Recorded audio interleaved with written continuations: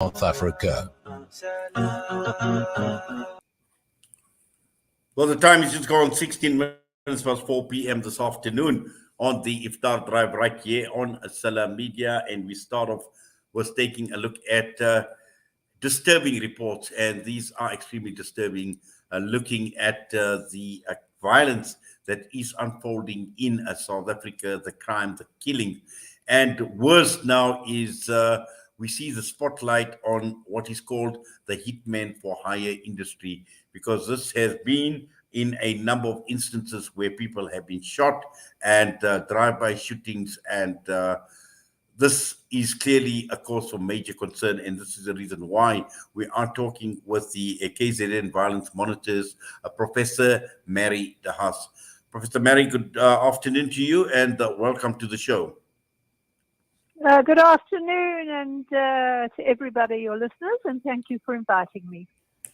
Well, just looking at this report, and this is of major concern, looking at the killings, and we know South Africa, we are a country that is riddled with crime, with violence, and violence sometimes in the most serious crimes that are being committed. But here we see now this crime of hitmen for hire industry, because this is what seems to be unfolding in KwaZulu-Natal of late, Professor Mary.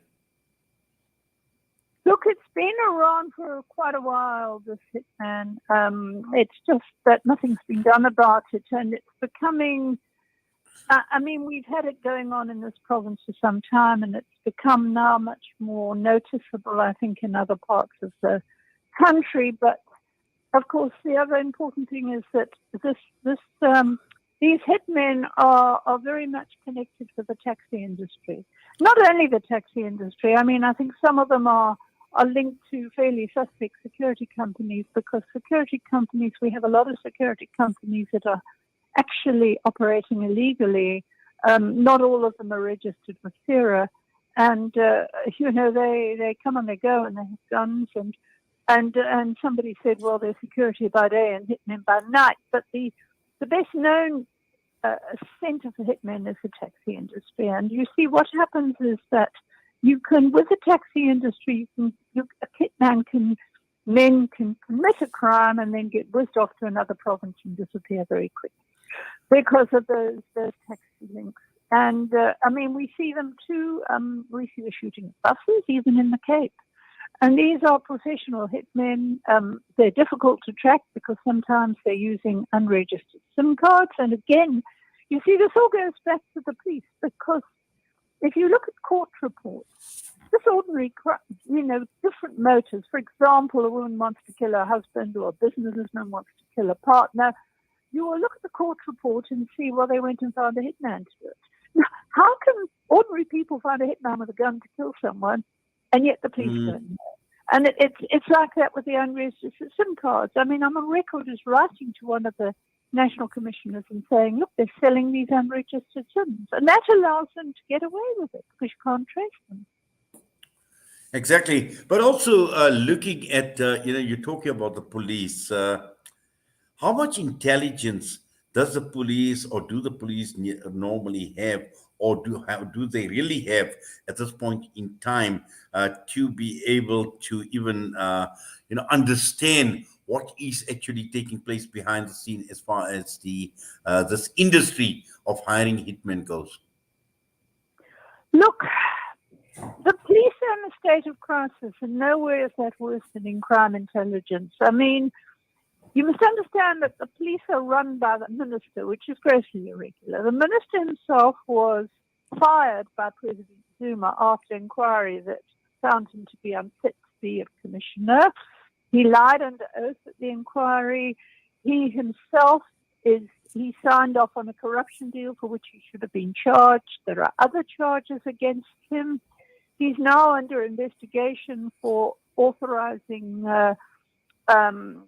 crooked security clearances for the head of crime intelligence. And the head of crime intelligence has no proper training in intelligence at all, but he's there for a front for the minister. But the crime intelligence has been in a state of crisis for years. You've only got to look at the Zondo Commission reports. And this is a tragic thing because there seems to be no political will to deal with it. It's all there in the Zondo Commission reports. For the last 4 years, there's been a push to get some sort of restructuring of the police themselves because there's so much corruption. There's been constitutional court orders 6 years ago that there had to be independent oversight of police, and that hasn't happened because the Independent Police Investigative Directorate reports to the minister and is appointed by the minister, and that's not independent. So at the basis of this is, and crime intelligence is got, it's like the police generally. There's a lot of decent members who are just trying to do their work, but they're not in influential positions. Their lives are at risk because their colleagues are involved in criminal syndicates, drug dealings, collusion with taxi bosses. They're in the police. So how can you expect us to get any good crime intelligence when the whole management is corrupt and where a lot of the police, I mean, you have a convicted drug dealer who's working for crime intelligence. It's crazy.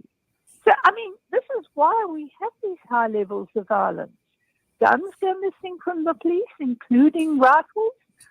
I mean, there is no political will. The buck stops with the president and the country's executive. They are breaching the constitutional rules, rights of citizens.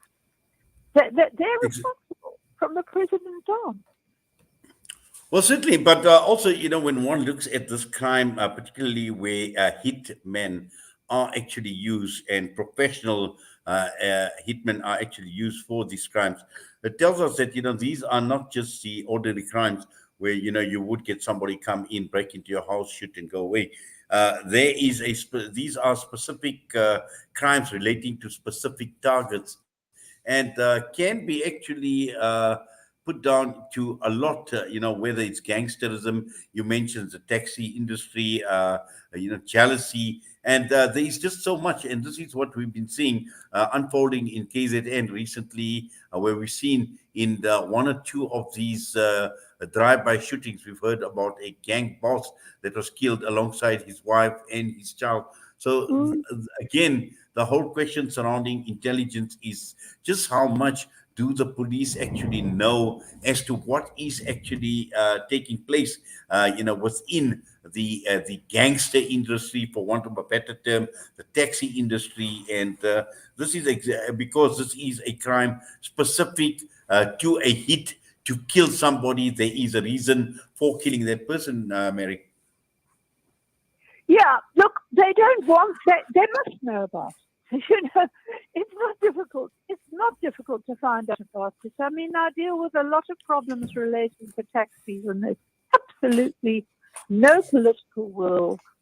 And, the problem is that the politicians have taxi industry and some police have taxi industry.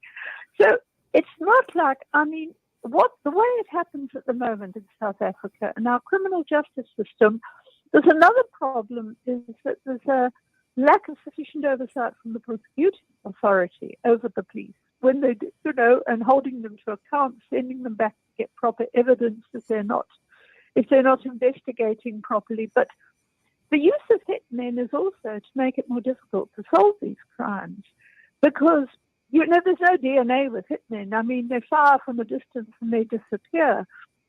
And and then they're difficult to track down. And sometimes when they are tracked down, they get killed before they can talk. So because there's lots of hitmen and, in a climate in which you've got a lot of criminals, it's easy to recruit hitmen because the criminal justice system is not working. And as I said, it's a very efficient way of killing people because it is so difficult to solve the crime because even if you catch the hitmen, you've still got to get the proof about who sent the hitmen, you see. Now, I mean, it all goes back to what I say is a crisis that people are underestimating.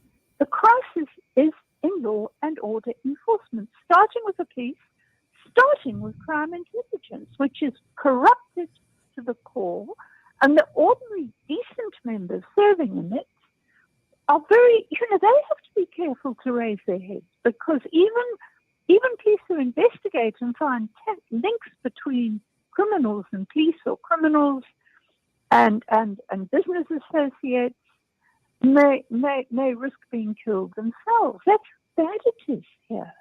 And there just has to be public outrage. There just has to be a demand. We all have representatives in Parliament. We have to say to our representatives, what are you doing about this? If you don't do anything, you'll never, ever get another vote from us. You only vote for people who are seen to be doing something when they're in public office. Well, Professor Mary de Haas, thank you very much. And unfortunately, time is of the essence, but we thank you. We do appreciate you taking time out and unpacking what you have with us this afternoon right here on Asala Media. And it's a serious matter. It's a matter that we can't keep our eye off the ball, and requires a lot more vigilance. It requires a lot more discussion. It requires a lot more by way of getting the government to sit up and take notice and to do something about it, which is more important than anything else. But for now, all the best to you, ma'am. Take care. Thank you, and a blessed Ramadan to all. Bye. Thank you. Professor Mary de Haas joining us, KZN Violence Monitor. The whole question surrounding hitmen, the hiring of hitmen, and it's major. It's a huge problem at this point in time. And we've seen it with the drive-by shootings that have taken place in Kwazulu-Natal of late. And we see it all the time. We see it all the time in many industries. We see it in the Cape Flats. We see the gangsterism in the Western Cape. We see it in many industries where there's rivalry. The taxi industry is one that actually stands out. And these are problems that occur over and over again. The key issue here is how much does the government know about what is actually happening? And more importantly, what is the police service doing about this? The time is just gone 4:28. We're going to go for a break, and we've got the Asar Azan coming up. We've got the Asar Salah as well. And thereafter, we will continue with the show. Stay with us. What is the dispute really about? It's a dispute between the Kenyan Muslim community, who are the regular Musalis, the Kenyan Islamic Society members, and other community members. And the dispute is against the Ashrafia Trust, and it's about the running and operations of the Waterloo Road Masjid, which is based in Kenyan. So, although the trustees have verbally confirmed that the mosque is waqf and that the trust should be administered according to Quran and Sunnah, they conduct themselves in a manner as if they are the owners of the mosque instead of mutual consultation with the community. Now, Ashraf, the statement is from the Kenyan Islamic Society. It's not Hassan Tabada saying this. Further, it's an NPO for the benefit of the community, which requires further adherence to rules. There is a lack of financial accountability. They failed in their duties as specified by the trustee, that they be subjected to annual audits and to be accountable to donors.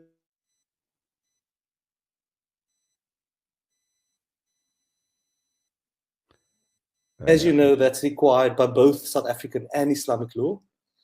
And then, apologies, Ashraf, there's also allegations or charge by the community that the appointment of these trustees has been unfair and nepotistic, not based on mutual consultation and merit.